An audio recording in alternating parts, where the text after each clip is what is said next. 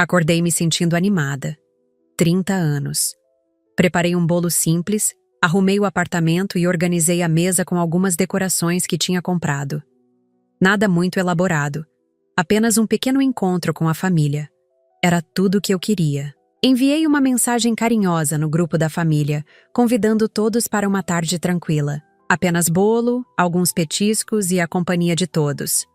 Adicionei até uma foto fofa das decorações que tinha arrumado.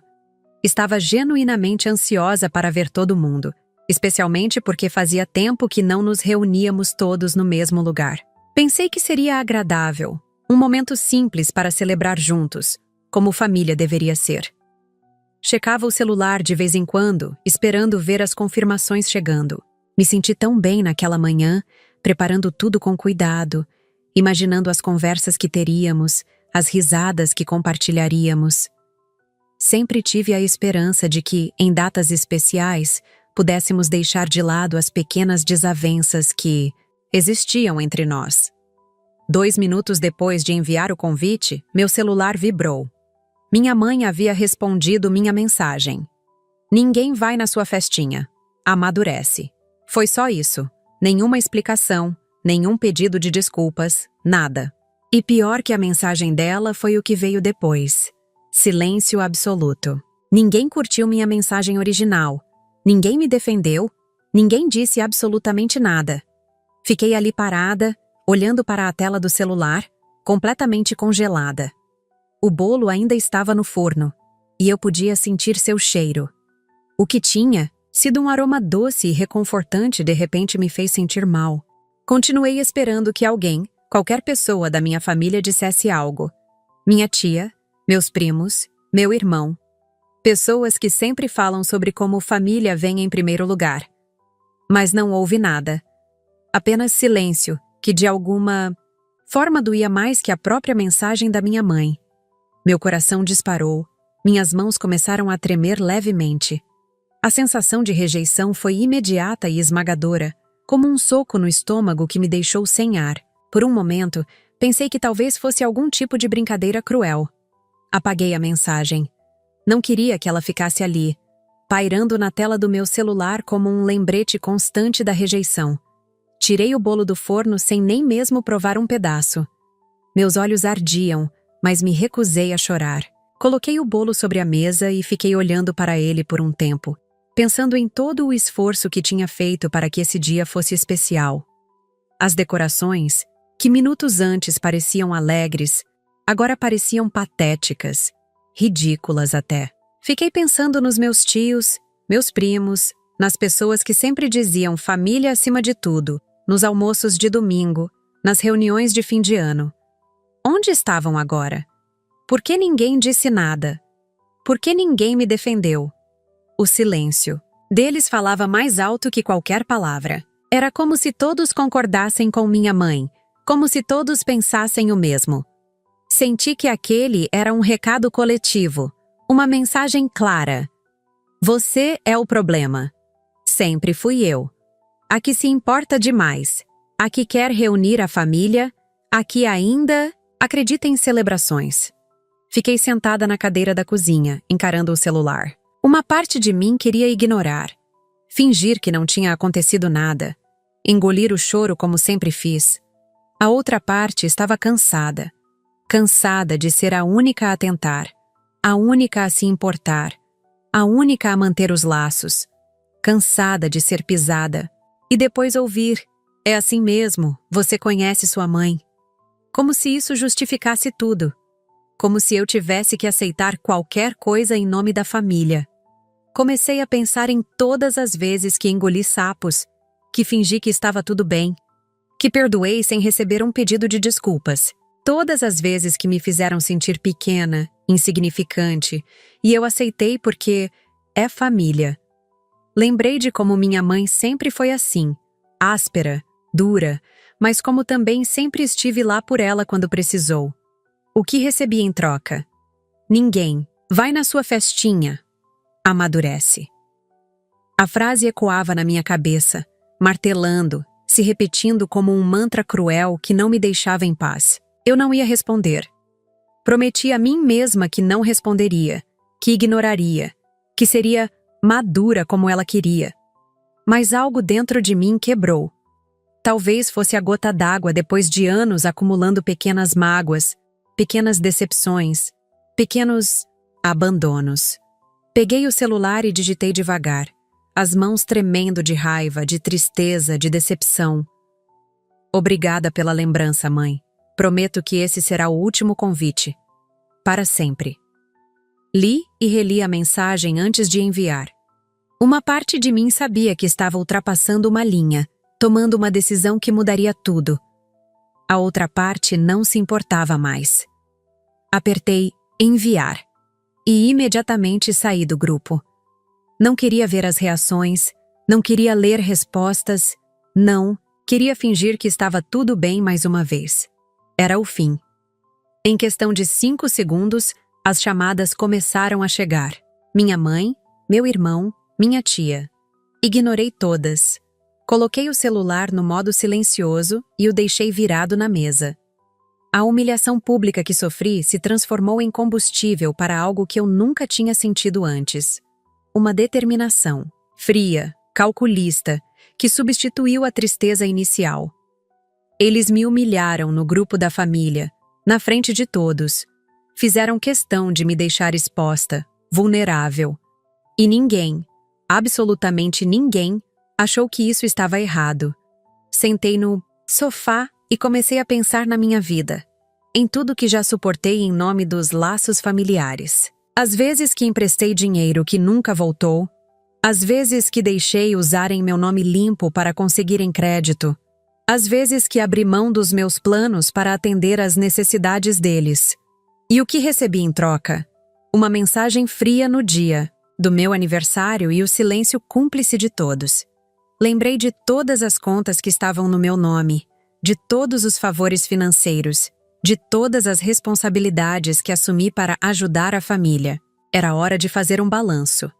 Era hora de tomar decisões difíceis. A raiva crescia dentro de mim, substituindo o vazio inicial, me dando uma clareza que nunca tive antes. Meu irmão ligou depois de eu ter ignorado suas 3 primeiras chamadas. Atendi com frieza, sem demonstrar a tempestade que estava acontecendo dentro de mim. Ela estava de mau humor, você sabe como ela é. Foi a primeira coisa que ele disse, como se isso explicasse tudo, como se isso tornasse tudo aceitável.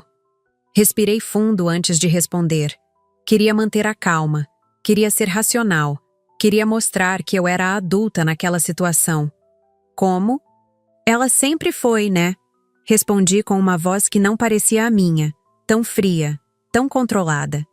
E vocês? Todos vocês? Também estavam de mau humor? Ninguém achou que aquilo foi cruel? Ninguém pensou em dizer alguma coisa? Ele ficou em silêncio do outro lado da linha. Um silêncio que dizia muito. Olha, não é bem assim. Começou a se justificar, mas eu o interrompi. Não queria ouvir desculpas vazias. Você é adulto, disse a ele com uma firmeza que nunca tinha usado antes. É cúmplice. Todos vocês são. Se você quis ficar neutro, então que fique fora também. Desliguei o telefone antes que ele pudesse responder. Era a primeira vez que eu falava assim com meu irmão. A primeira vez que não engolia o que pensava. A primeira vez que não tentava manter a paz a todo custo. Meu celular voltou a tocar imediatamente. Era ele de novo. Ignorei. Mensagens começaram a chegar, uma atrás da outra. Você está exagerando. Não seja dramática. É só uma fase, ela não quis dizer isso. As mesmas desculpas de sempre, o mesmo padrão de sempre. Minimizar, justificar, normalizar. Como se eu fosse louca por me sentir magoada, como se eu estivesse errada por querer um mínimo de respeito. Olhei para as mensagens chegando e senti uma determinação crescente dentro de mim. Não era mais sobre aquela mensagem específica. Era sobre tudo. Sobre anos de abuso emocional, de manipulação, de exploração financeira. Era sobre me libertar de uma família que sempre me tratou como se eu fosse dispensável, exceto quando precisavam do meu dinheiro, do meu nome limpo, da minha ajuda. Fui até o armário e peguei uma pasta com documentos. Sabia exatamente onde estava. pois há anos guardo comprovantes, contratos, tudo organizado meticulosamente. Comecei a revirar os papéis, separando tudo que estava no meu nome, mas que não era efetivamente meu. O carro que meu pai dirigia, o cartão adicional da minha mãe, o financiamento do apartamento do meu irmão. Eles sempre usaram meu nome limpo para conseguir crédito, para financiar coisas que não podiam pagar com seus nomes sujos.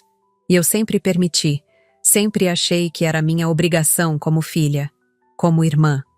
É família, eu repetia para mim, mesmo a cada vez que assinava um novo contrato, cada vez que autorizava um novo empréstimo. Acreditava que um dia eles retribuiriam, que um dia reconheceriam meus sacrifícios. Que ingenuidade! A mensagem da minha mãe hoje deixou claro o quanto realmente me valorizavam. Nada. Hoje, após anos sendo usada, decidi fechar a torneira.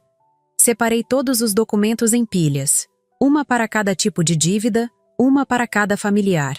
Era assustador ver tudo reunido, quantificar o quanto eu tinha permitido que abusassem da minha boa vontade. Contratos de empréstimo, faturas de cartão de crédito não pagas, parcelas de financiamento atrasadas. Tudo no meu nome. Tudo prejudicando meu score de crédito, minha capacidade de conseguir empréstimos para mim mesma, meu futuro financeiro. E para quê? Para receber. Ninguém vai na sua festinha, amadurece, no dia do meu aniversário? Para ser humilhada na frente de toda a família e não receber uma única palavra de apoio? Não. Era o suficiente. Estava cansada de ser o banco da família, de ser usada e depois descartada quando não era mais conveniente. Peguei o telefone e comecei a fazer ligações. Primeiro para o banco, depois para as financeiras, para as administradoras de cartão de crédito. Era hora de tirar meu nome de tudo aquilo, de cortar os laços financeiros que me mantinham presa a pessoas que claramente não se importavam comigo. Liguei para o banco. Falei com uma gerente. Expliquei que quero tirar meu nome de tudo. Que não autorizo mais empréstimos, financiamentos, nada. Ela parecia confusa no início. Perguntou se tinha certeza. Disse que isso poderia causar problemas familiares. Ri amargamente. Que ironia. Como se eu não estivesse fazendo isso justamente por causa de problemas familiares. Confirmei que tinha certeza absoluta. Ela pediu que eu enviasse documentos, comprovantes, solicitações formais. Comecei o processo imediatamente.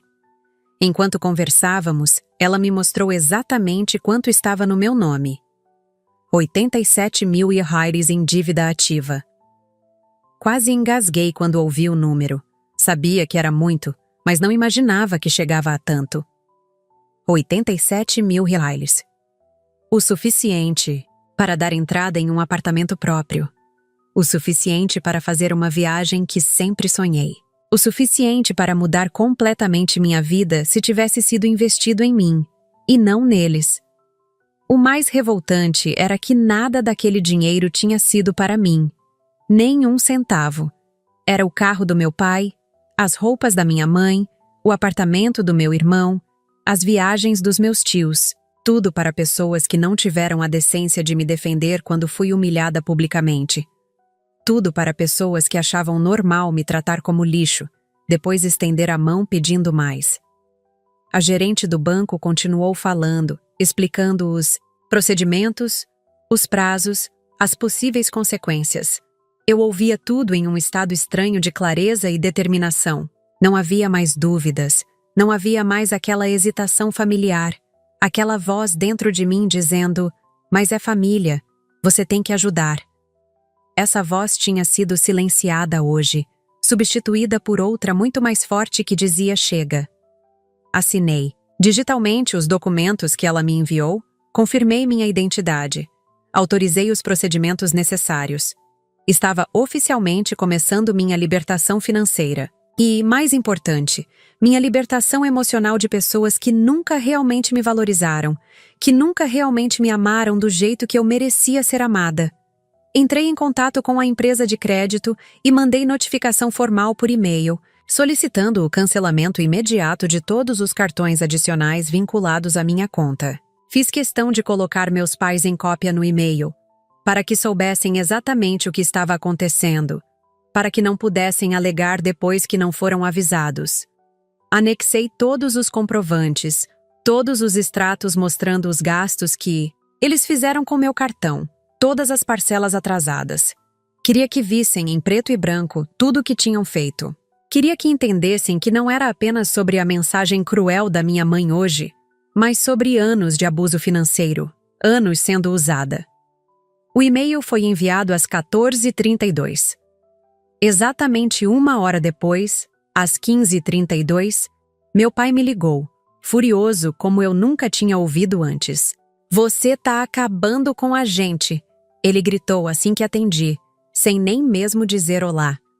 Sua voz estava tão alta que tive que afastar o telefone do ouvido. Ele continuou gritando, ameaçando, dizendo que eu não podia fazer isso, que eu não tinha o direito, que estava traindo a família. As mesmas táticas de sempre. Intimidação, culpa, vergonha. Como se eu fosse a errada por querer proteger meu próprio nome, meu próprio futuro. Como se eu devesse sacrificar tudo por pessoas que me humilharam publicamente e não pensaram 2 vezes sobre isso.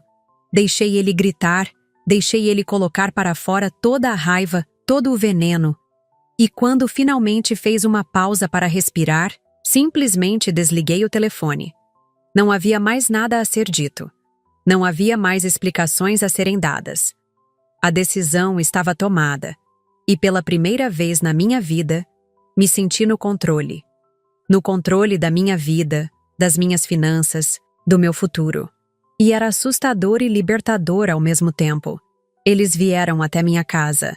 Sem aviso, sem permissão, simplesmente apareceram. Tocaram a campainha insistentemente, como se estivessem prestes a arrombar a porta. Pela janela, vi minha mãe e meu pai parados na varanda, ambos com expressões que misturavam raiva e desespero. Minha mãe gritava: "Abre isso aqui, ingrata!" A palavra ingrata ecoou nos meus ouvidos. Ingrata. Depois de tudo que fiz por eles, eu era a ingrata. A ironia era quase palpável.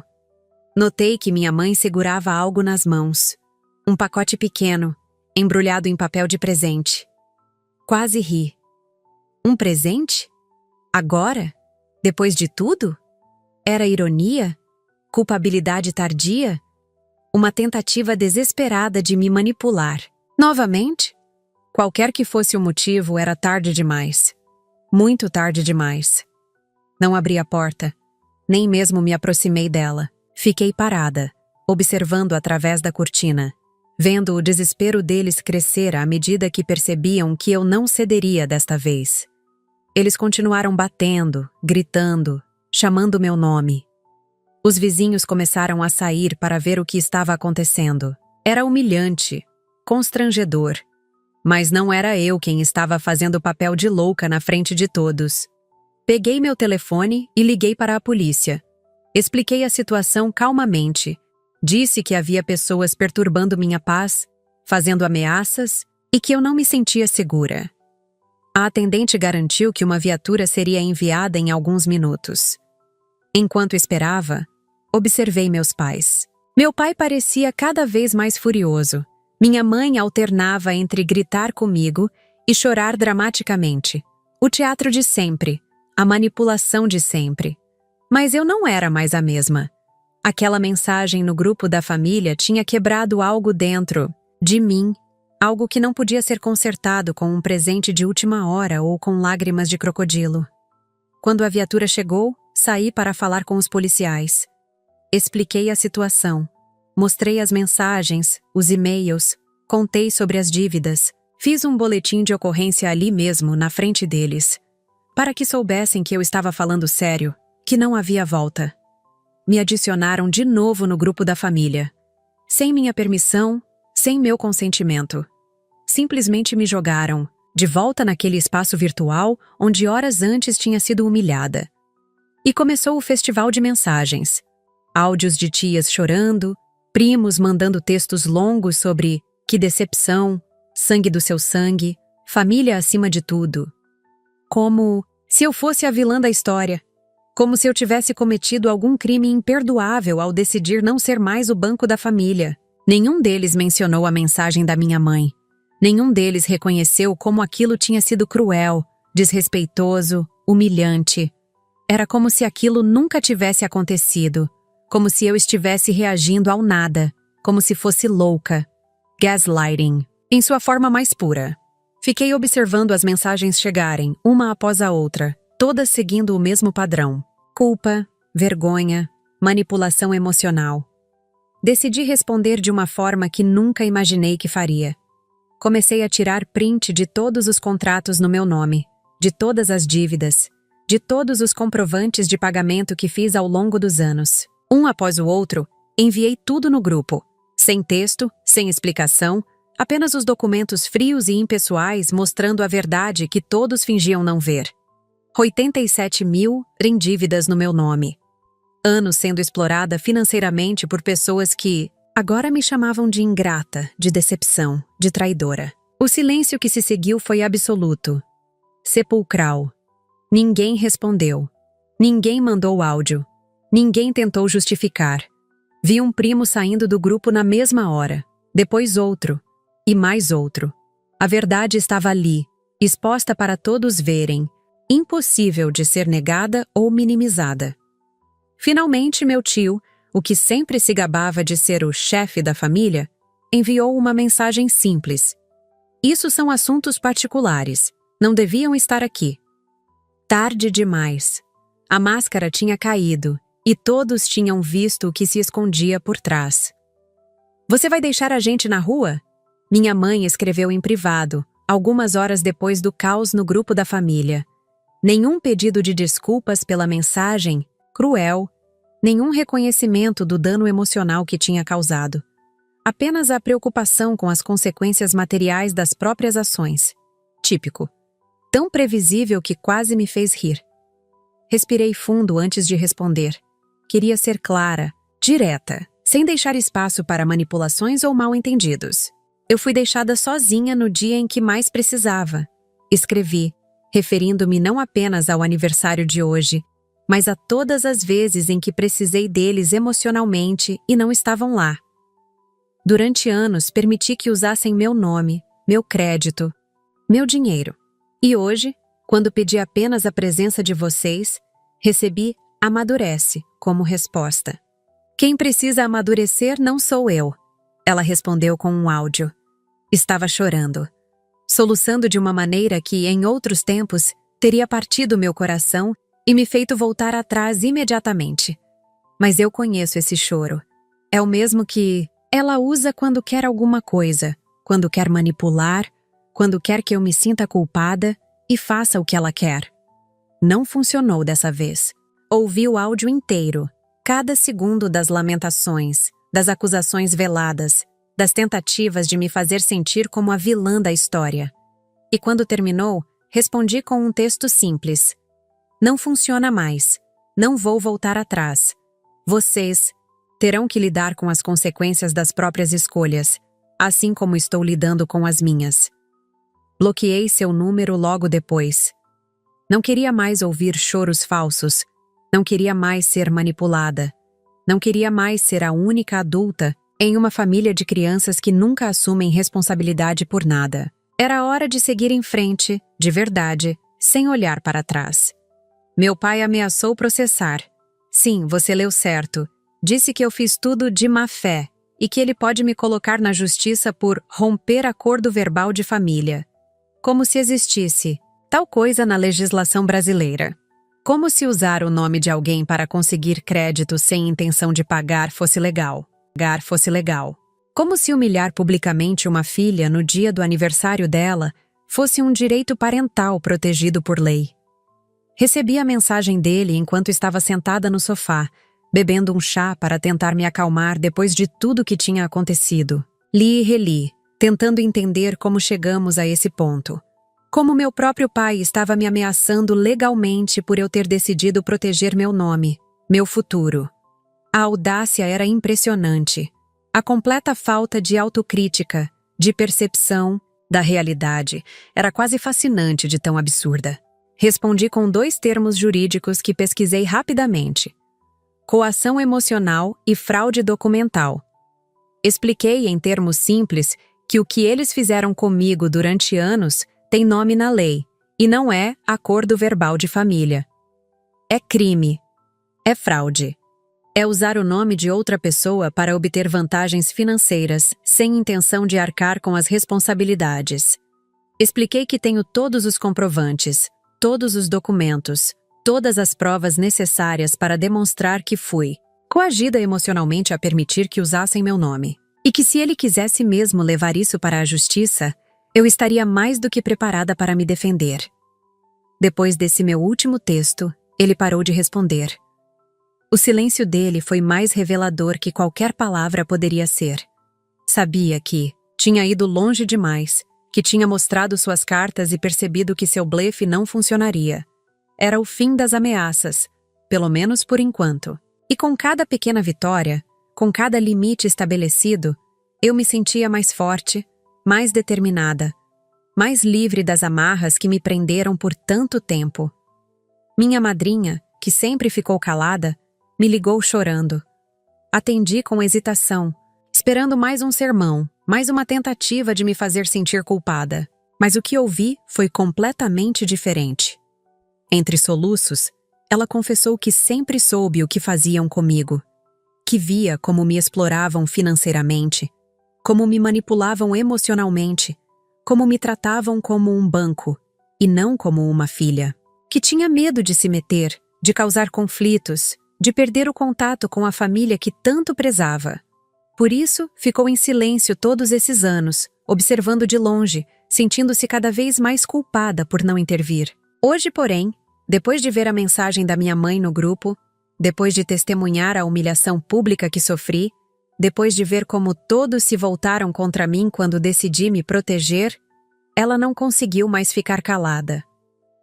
"Estou ligando para te dizer que você está certa", ela disse entre lágrimas. "E para te dizer, parabéns por tudo, inclusive por se libertar."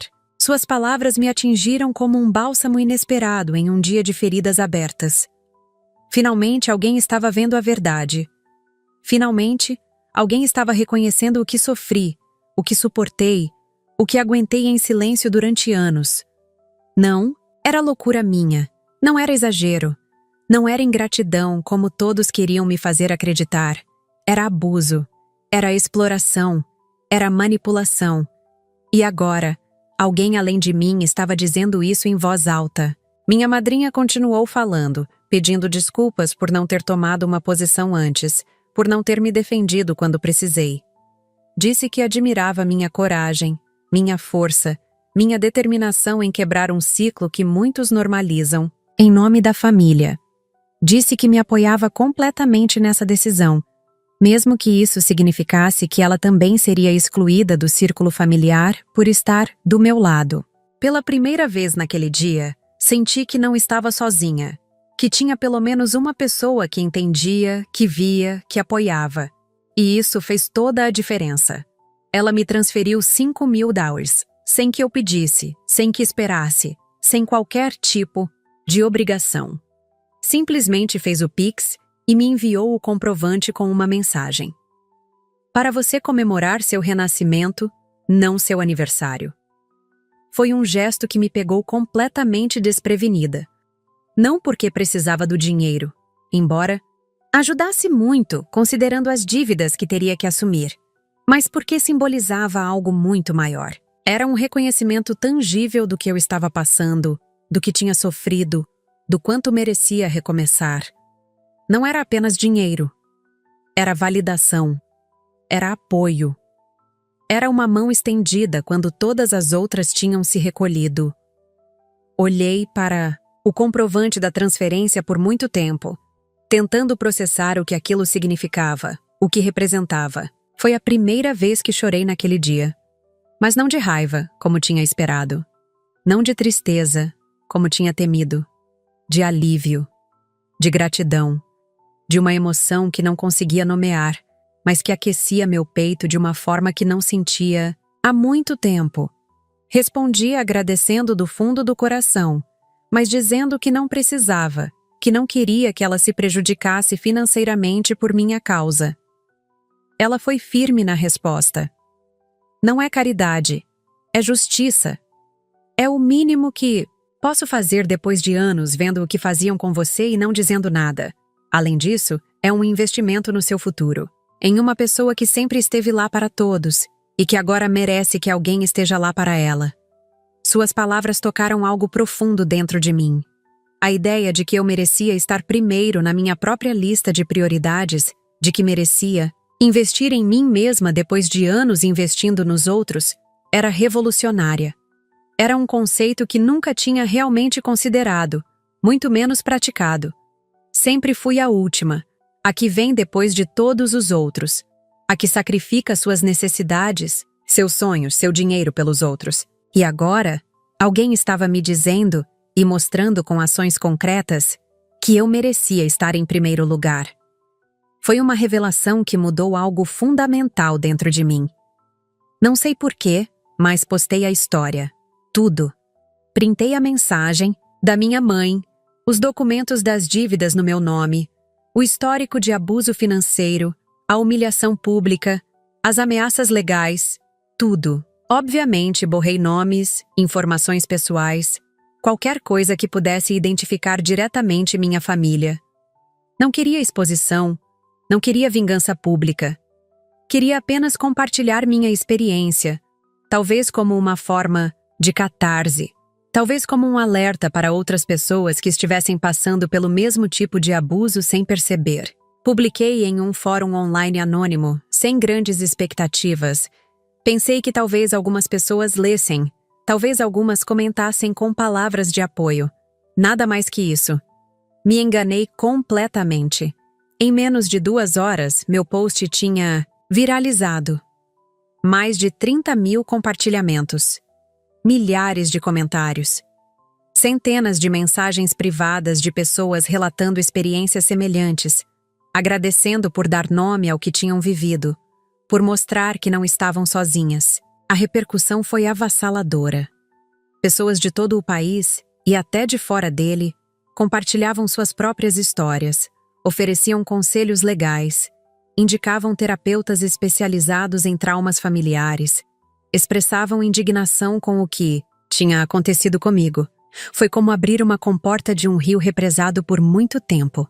Tantas pessoas sofrendo em silêncio, tantas normalizando abusos em nome da família, tantas carregando dívidas que não eram suas por medo de decepcionar, de ser excluídas, de ser julgadas. Minha história tinha tocado em um nervo exposto da sociedade, tinha verbalizado uma dor coletiva que raramente é discutida abertamente. Os comentários eram esmagadoramente solidários, compreensivos, encorajadores. Você fez o certo. Você merece melhor. Você não deve nada a ninguém. Isso é abuso financeiro. Você não está sozinha. Cada mensagem era como uma confirmação de que não estava louca, de que minha reação não era exagerada, de que tinha todo o direito de estabelecer limites e me proteger de pessoas que me prejudicavam, mesmo que fossem família. Eles viraram piada pública. Não era o que eu pretendia quando fiz o post, mas foi o que aconteceu. As pessoas começaram a compartilhar memes, piadas, comentários sarcásticos sobre minha família, ou pelo menos sobre as versões anônimas deles que apresentei no post. Um amigo da minha prima me mandou uma mensagem. Seus pais estão sendo detonados no Twitter. Aparentemente, alguém tinha encontrado o post original e o compartilhado na plataforma, onde viralizou ainda mais. Chamaram minha mãe de rainha do gaslighting, meu pai de golpista familiar, meus parentes de vampiros financeiros. Hashtags foram criadas, threads longas analisando o comportamento abusivo foram escritas, psicólogos e advogados usaram minha história como estudo de caso em suas próprias postagens. Era surreal, completamente surreal. Em questão de horas, a dinâmica familiar tóxica que normalizei durante anos tinha se tornado assunto de discussão nacional. Um fenômeno de mídia social que escapou completamente do meu controle. Minha mãe, de alguma forma, descobriu o post. Não sei como. Talvez alguém tenha mostrado a ela. Talvez ela mesma tenha encontrado durante uma busca online. Talvez alguém da família tenha reconhecido nossa história, apesar dos nomes borrados. O fato é que ela me mandou uma mensagem direta, curta e brutal. Você nos destruiu. 3 palavras apenas, mas carregadas de acusação, de ressentimento, de raiva. Como se eu fosse a culpada por expor um comportamento abusivo, e não ela. Por praticá-lo. Como se a vergonha devesse cair sobre quem denuncia, e não sobre quem comete o abuso. Como se eu tivesse alguma obrigação de proteger a reputação de pessoas que nunca se preocuparam em proteger meus sentimentos, minha saúde mental, meu futuro financeiro. Li e reli a mensagem, tentando sentir algo. Culpa, arrependimento, qualquer coisa. Mas tudo o que consegui pensar foi: vocês começaram. E era verdade. Eles tinham começado tudo isso, com uma mensagem cruel em um grupo da família, com anos de exploração financeira, com décadas de manipulação emocional, com uma vida inteira me fazendo acreditar que eu devia sacrificar tudo, meu dinheiro, meu crédito, meu bem-estar, em nome de uma lealdade familiar que só funcionava em uma direção. Eu não tinha destruído ninguém, tinha apenas deixado de me destruir para salvar pessoas que nunca se importaram em me salvar. O post viral foi apenas uma consequência, não a causa. A causa foi aquela mensagem no grupo da família. Ninguém vai na sua festinha. Amadurece.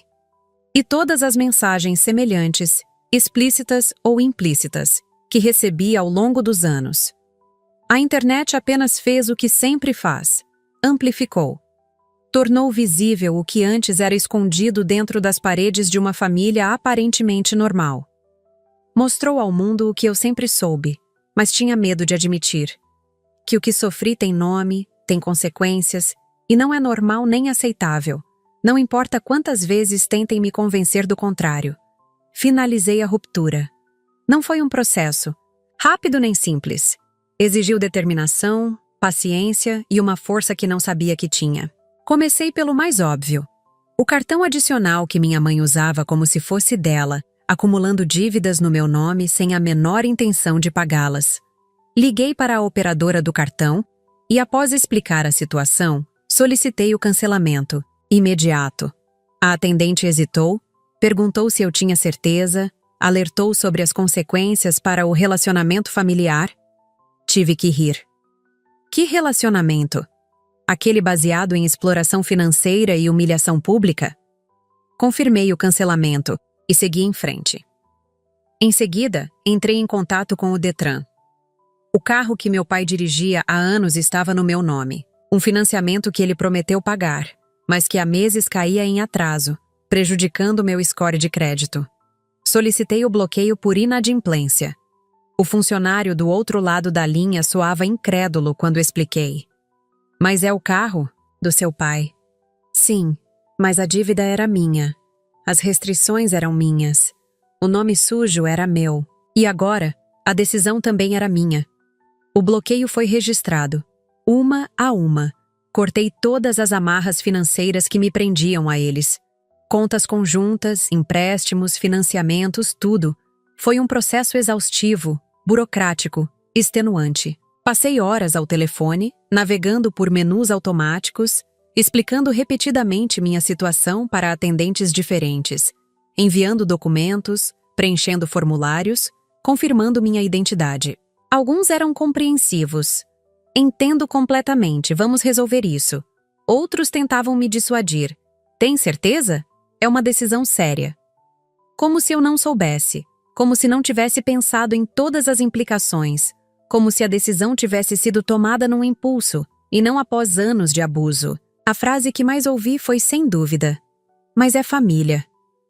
Essa frase mágica que supostamente justifica todo tipo de abuso, de exploração, de desrespeito. Como se laços sanguíneos fossem uma autorização para usar outra pessoa, para drenar seus recursos, para arruinar seu futuro financeiro. Como se família fosse sinônimo de propriedade e não de apoio mútuo, de respeito, de amor genuíno.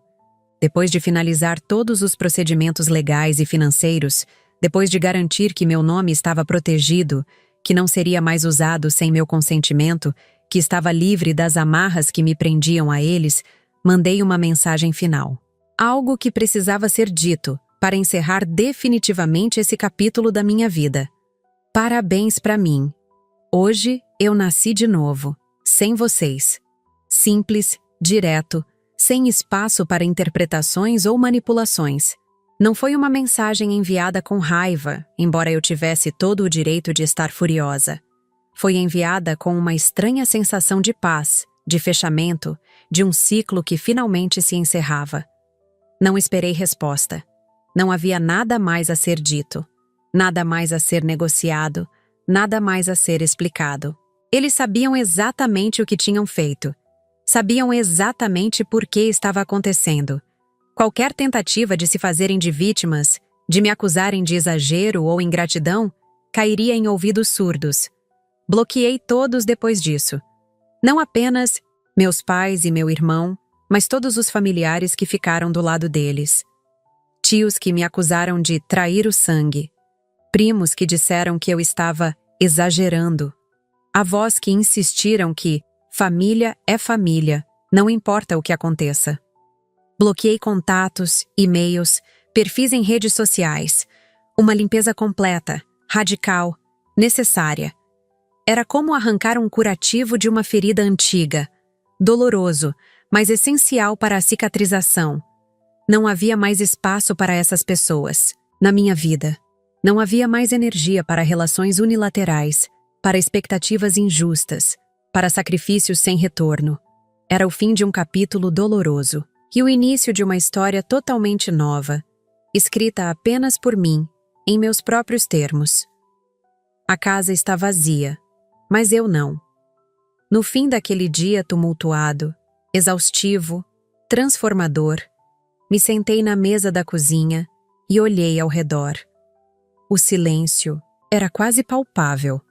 Não havia chamadas insistentes no celular, não havia mensagens manipuladoras, não havia a presença opressora de expectativas familiares não correspondidas. Havia apenas eu, meus pensamentos, e o bolo que tinha feito, pela manhã, quando ainda acreditava que família significava algo diferente. Estava intacto ali na mesa, uma lembrança silenciosa de como o dia começou e de tudo o que aconteceu desde então. Uma testemunha muda da maior transformação que já vivi. Cortei uma fatia, não grande nem pequena, do tamanho certo.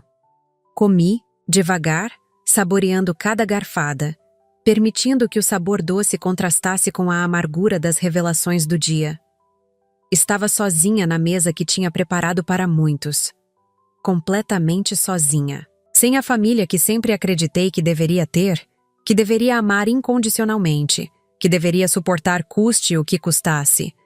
Estranhamente, essa solidão não doía como eu imaginava que doeria.